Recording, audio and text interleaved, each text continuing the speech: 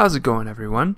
Nick Templin here from Templin Scouting, and today we are doing the next team in our series of predicting off-season moves for the teams that failed to make the playoffs. This one is going to be on the New Jersey Devils.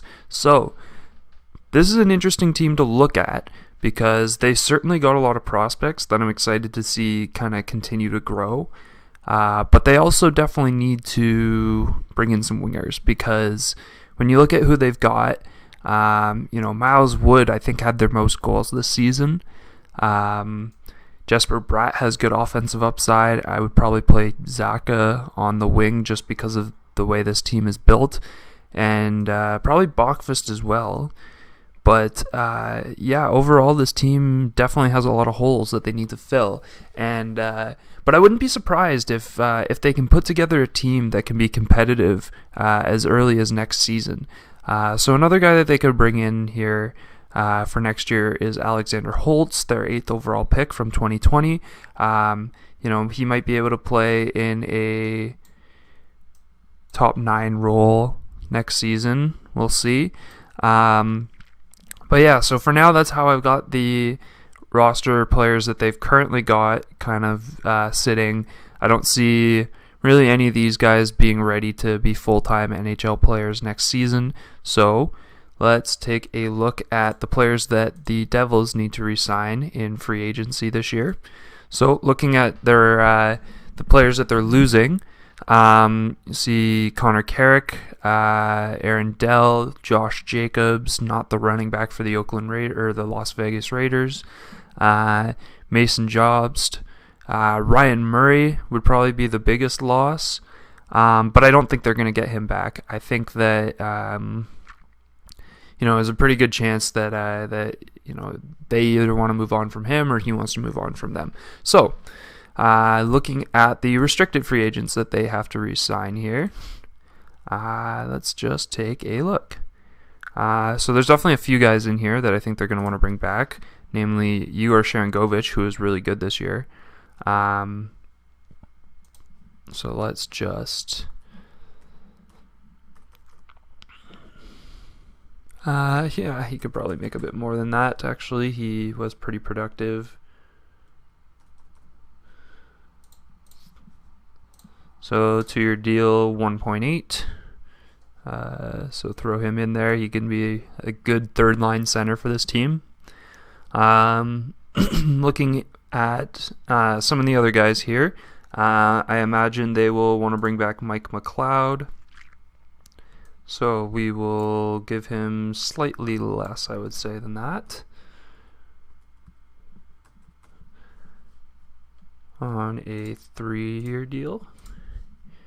And, he could be your 4th-line center. He could play the wing probably for you. Sharangovich could play the wing if you want to keep McLeod at center.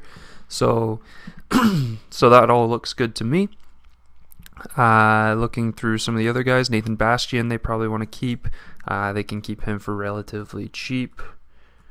And they don't have to feel forced to have him in the NHL next season if they don't feel like, he's playing well enough to do so. And then looking at some of the other guys here, I'm sure they will sign a lot of these guys, but I think for the purpose of this, actually, I'm going to give Siegenthaler a contract here. I am a fan of him.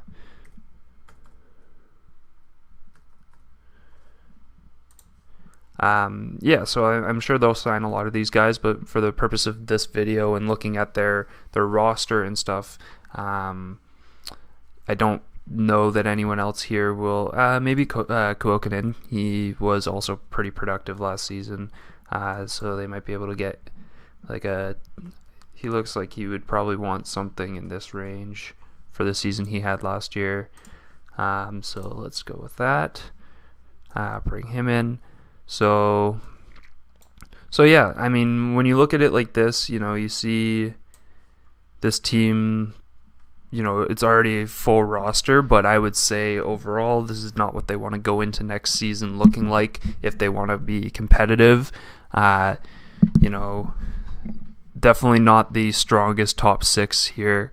It's not bad either. I like the offensive upside of all of these players that I have here in this top 6. But on an ideal team, Miles Wood is a third or fourth liner. Probably don't want to hold on to Andreas Janssen too much longer. He hasn't been too good there since arriving last summer from Toronto. And then looking at the defense, that's something that they're going to need to definitely address, as they can't rely on PK to be the number one guy. He just hasn't been that since getting there. I think this will probably be their top pairing, Ty Smith and Damon Severson. If they can try and find a trade for PK Subban, I think they will, but I don't think that anyone out there is going to be too interested in him. Will Butcher is a guy they might look to move, but I don't know.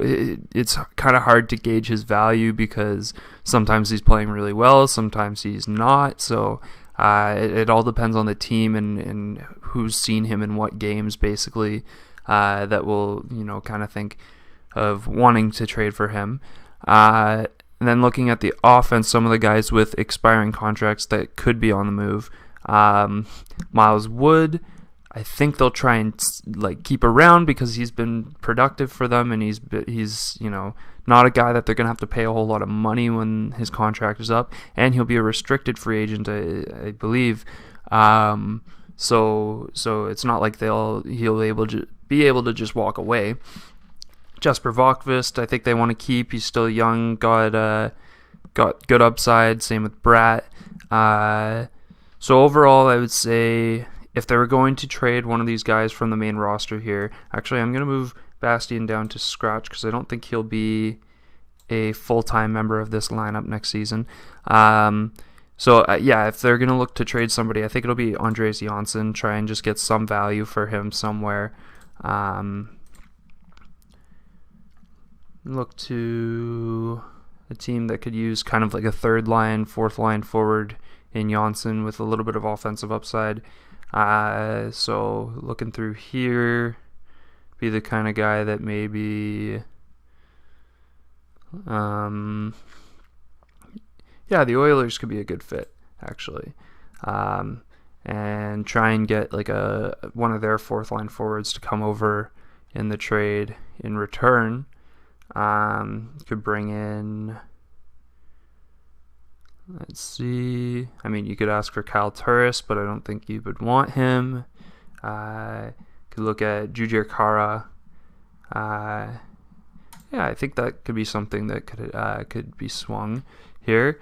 So for the RFA rights to Jujhar Khaira, kind of just 1-for-1 here.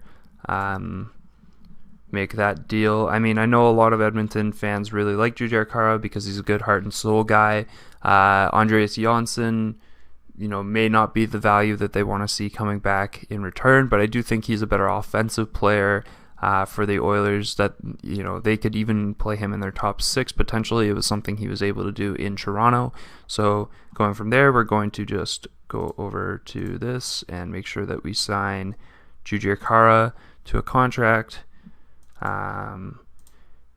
We'll offer him $1.5 million for 2 years and get him playing on the fourth line here.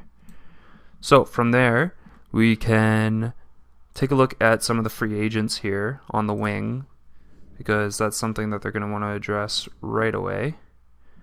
So let's take a look at some wingers here. Taylor Hall, I don't think he'd want to come back. Zach Hyman's going to stay in Toronto. We used Blake Coleman in my Anaheim video. Jaden Schwartz is a possibility. Let's just see. It's a tough year for wingers in free agency, I would say, because a lot of the top ones probably won't be available. Mike Hoffman, that's an option for sure. Maybe they can bring Kyle Palmieri back. Brendan Saad, potentially. I could see that happening. I could also see him re-signing in Colorado for a much cheaper deal, but looking at some of the other options here, Bobby Ryan could be in play. He showed that he still got something in him this year. But I think, Brandon Saad, that could be the pickup for them, and they would just have to pay like $5.5 million to get him, because he's not the same kind of quality player that he was when he signed that $6 million deal. So 3 years, $5.5 million for Brandon Saad. Play him as your first line right winger. This could be a good top line depending on how Jesper Bratt plays. So, yeah, I definitely like that. So that's how I would set that up for now. In fact, this could be the lineup here. Not have to worry about another winger because I don't really like their options for other wingers right now. So the other things that they need to address here, they need a backup goalie, and they need probably 2 more defensemen, I would say. You want one, mainstay on the roster, and then a 7th defenseman who could come in during injuries and such. So let's take a look. I like Derek Forbort. I don't know if Winnipeg will be re-signing him or not. As far as extra defensemen go, they could sign. I could bring Andy Green back, but I don't think that he's got much game left in him. Hjalmarsson is an interesting option. That's somebody I could see them really liking. And I think, his value will be a little bit lower after the season he just had, but I do think that he's still a pretty quality defensive defenseman to have on the back end. But actually, Eric Gudbranson, I think, is a guy who his value really increased in his time in Ottawa this season. We were able to see that, he's still got a good defensive side to his game. And so, he's worth bringing in to just solidify the bottom of that defense. You can play him second or third pairing, depending on who he's playing with, and because he's still pretty solid defensively, he can make whatever offensive defenseman he's playing with play a little bit better. And then just looking to see who we could fill in as their 7th defenseman, they could look to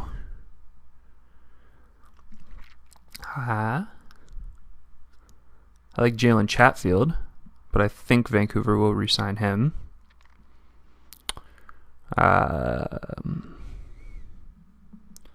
Let's look at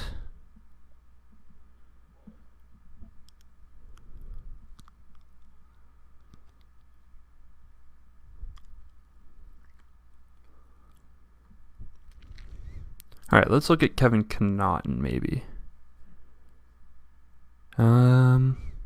No, maybe somebody a little bit younger, like Mark Pysyk. Let's go with Mark Pysyk.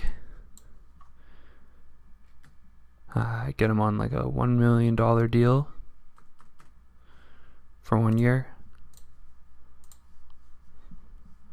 There you go. Throw him down here. And then last need that they really have is backup goaltender. So let's take a look at the goalies that are available here.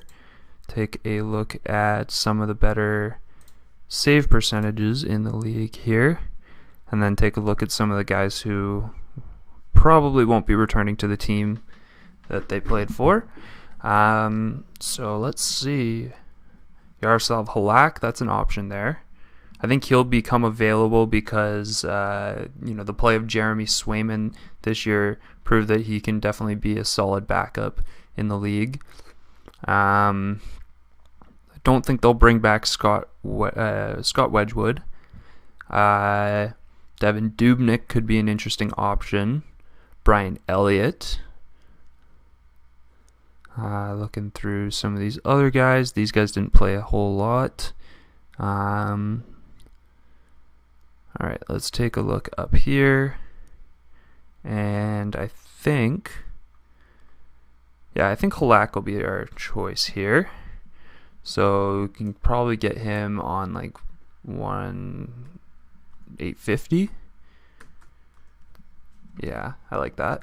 So probably just for 1 year, because we don't know how long Halak will still be in the league here. But so there we go. All right, one more thing before I leave off. I actually ended my recording and I forgot about something that I had done in the last video, which was the Rakell trade with the New Jersey Devils.